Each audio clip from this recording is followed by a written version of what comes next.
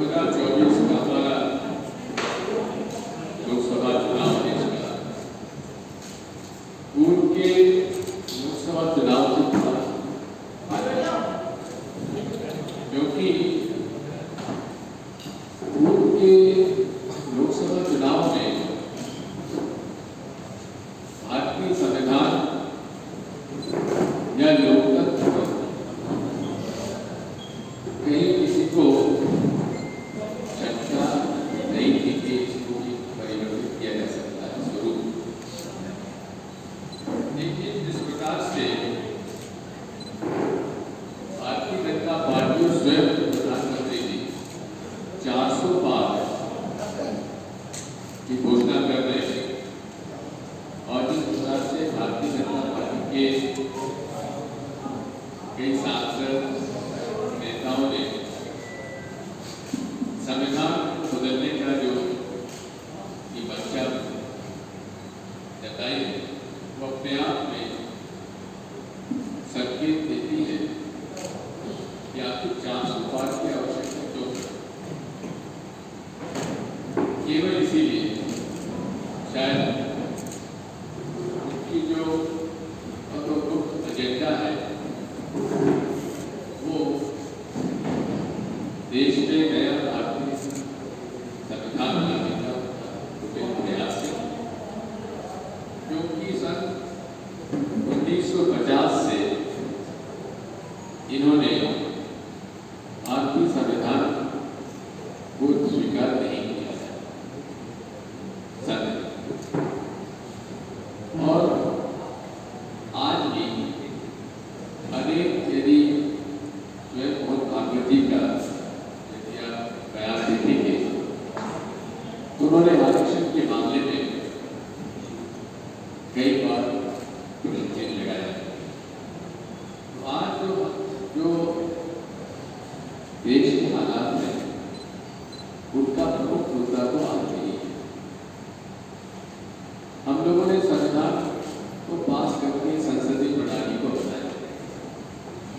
और संसदीय प्रणाली के बनाने के बाद सरकार बनती है और जो सरकार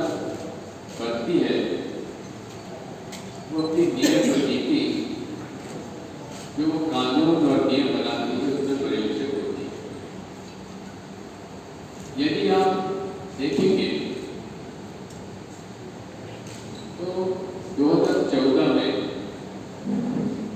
पहला ऑर्डिनेंस नरेंद्र मोदी जी जो लाए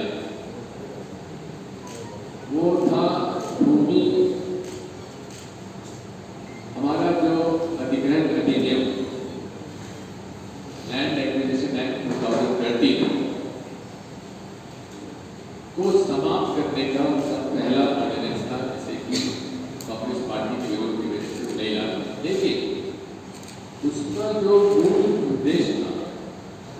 कि ग्रामीण क्षेत्र में सर्कल रेट से चौगुनी कीमत दी जाए किसान को और शहरी क्षेत्र में दुगनी, उसको उन्होंने डायल्यूट कर दिया और राज्यों को अधिकार दे दिया।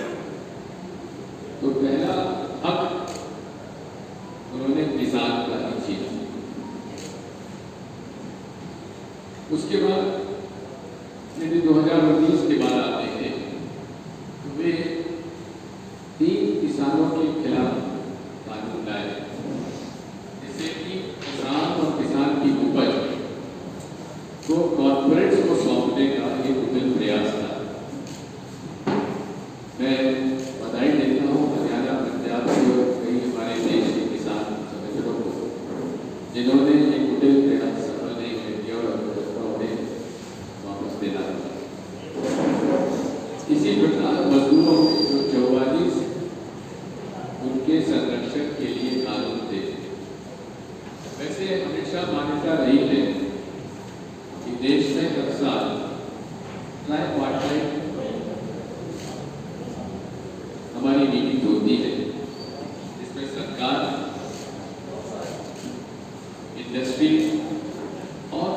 ट्रेड यूनियन ये मिल के आने वाले वर्षों में क्या नियम और कानून बनने चाहिए मजदूरों की ऑर्गेनाइज लेबर की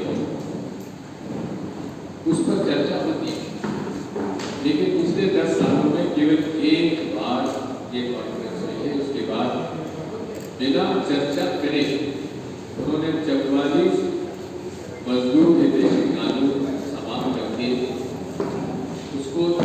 केवल 4 वोट में विभाजित कर दिया, जबकि